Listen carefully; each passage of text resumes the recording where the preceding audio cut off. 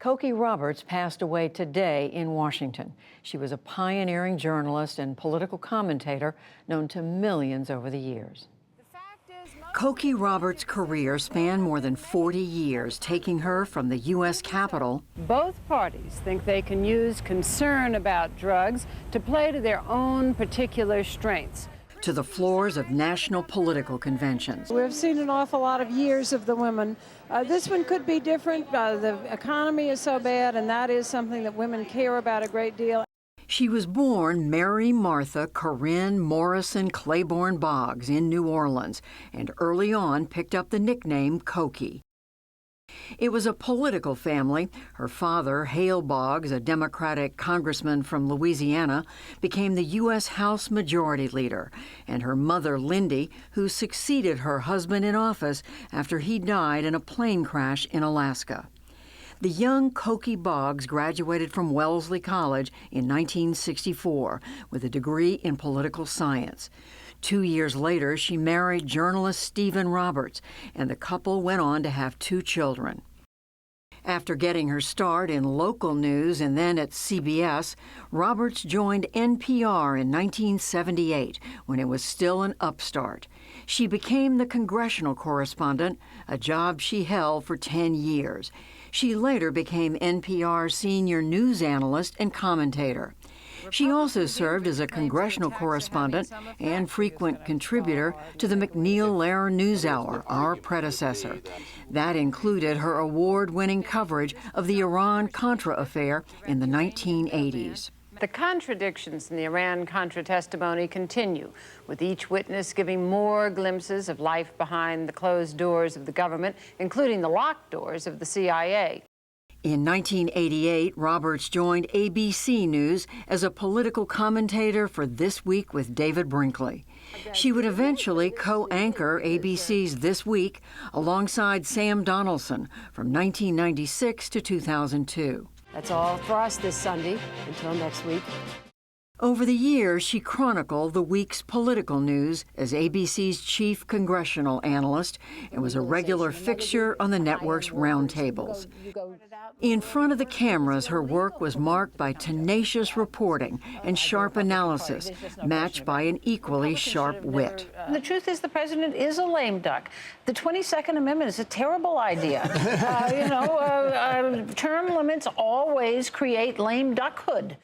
Behind the scenes, she was known as a generous mentor to many young journalists. She also wrote a weekly syndicated news column with her husband. Over the course of her career, Roberts received countless recognitions, including 3 Emmys and the Walter Cronkite Award for Excellence in Journalism. She was also a best-selling author, mostly exploring the important roles women have played throughout American history. Roberts sat down with the late Gwen Ifill for the NewsHour in 2015. One of the reasons I've been writing books about women in history is because other people haven't been, and telling history without talking about one half of the human race seems to me to be an inaccurate way of telling the story. In the end, Roberts earned her own place in history as a trailblazer in journalism. President Obama issued a statement today praising her as a, quote, role model to young women at a time when the profession was still dominated by men. And House Speaker Nancy Pelosi said of Roberts that, quote, she forever transformed the role of women in the newsroom and in our history books. Roberts was diagnosed with breast cancer in 2002 and died today in Washington of complications from the disease. She was 75 years old. Let's hear more about Cokie's life and legacy from 2 of her longtime colleagues and friends who helped to shape NPR.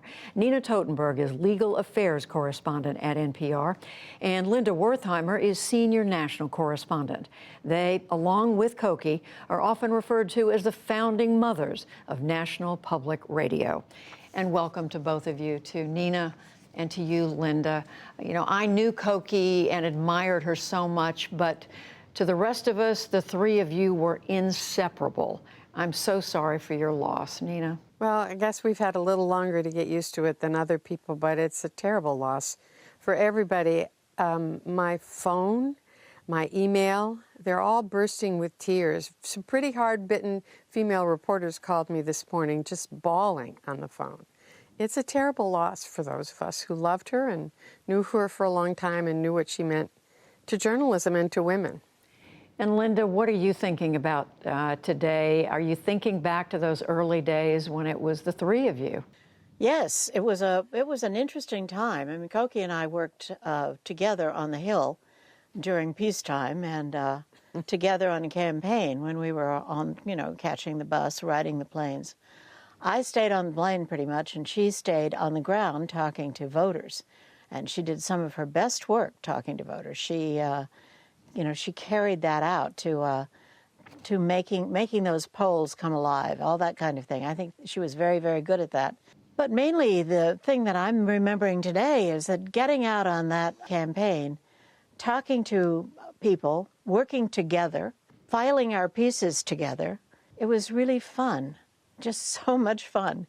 People used to tell me, "You sound like you're having a really good time." And I'd say, because we are having a really good time. Nina, what drove her as a journalist, do you think?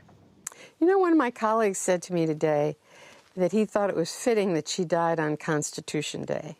And I think that Cokie really saw journalism as a calling to carry out the values of our system of government and our Constitution.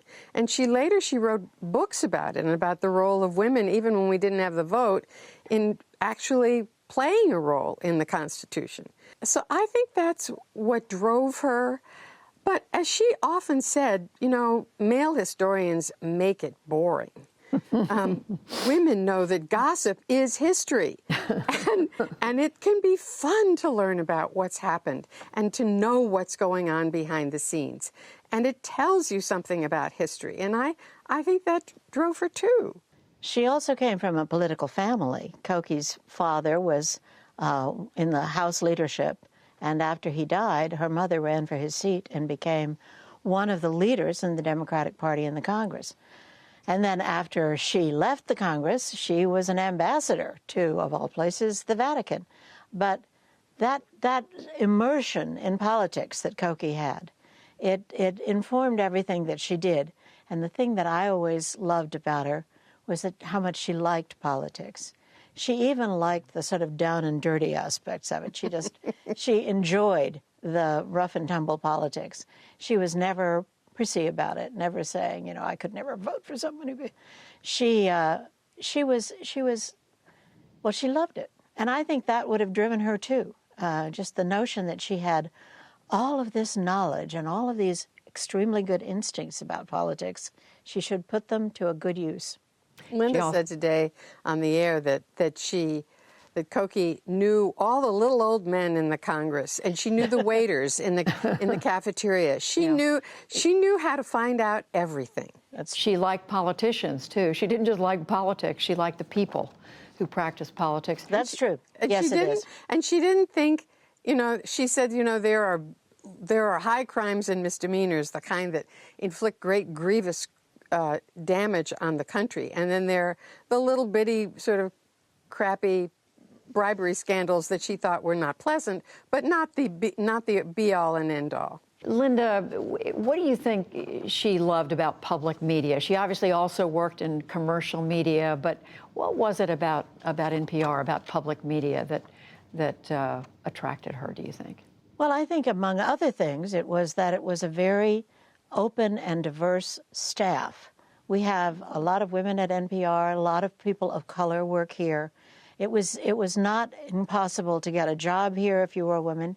Cokie and I had two of the best jobs at NPR, and Nina had the other best job at NPR.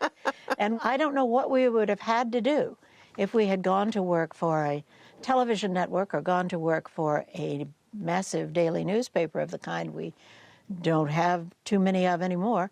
We would have had no way to get to the top, because by the time we got within shooting distance of the top, we would have been too old, and they would have not wanted us to be there. Nina, what do you think about the public media part of who she was? She was really devoted to NPR, and even after she worked principally for ABC and only partly for us, she did fundraiser after fundraiser, speech after speech for every station.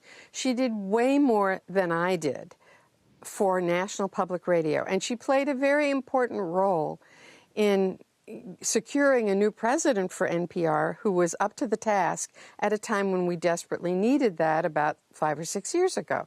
She really cared about this network desperately. She thought it was an essential part of a democratic system. Linda, the last thing I want to ask you both is about Cokie as your friend. What was she like as a friend? Where did that energy level come from? Well, it was kind of terrifying. I mean, Cokie, even when she was sick, I was sitting at the kitchen table with her. We were having a little chat. She kept getting up and rearranging the dishes in the cabinets. I mean, anything that needed doing, she got up and did it. But the thing about Cokie that I think endeared her to everyone was her generosity. Mm. She would do anything for her friends. She would do anything for total strangers if she felt that they needed her to. She was just incredibly kind and good. And generous. And at the same time, she was funny, and she didn't make you feel like you were sitting down next to Saint Cokie. She was very mischievous and funny, and that was wonderful too. I wrote a piece today that said she was the embodiment of our better angels. You know, people who were only casual friends would find her at their hospital beds with a visit. She would, as Linda said, she would do anything for anyone. People who worked for her and who were in terrible financial straits suddenly found they had a whole bunch of new work to do for her. She wanted to leave them with their dignity, but she wanted to help them get out of financial straits. And for me, when my late husband had a prolonged illness after a fall, and at the time of his death, I don't know what I would have done without her. She was just always there. If she heard my voice even faltering on the phone someday, she would magically turn up. Well, we think of her in so many ways, and her voice on the radio, seeing her on television, but most of all, the Cokie in person. Nina Totenberg, Linda Wertheimer, thank you both. Thank you, Judy. Cokie Roberts, a singular figure in journalism, someone we will all miss, someone who mentored so many younger women journalists. We will miss her so much.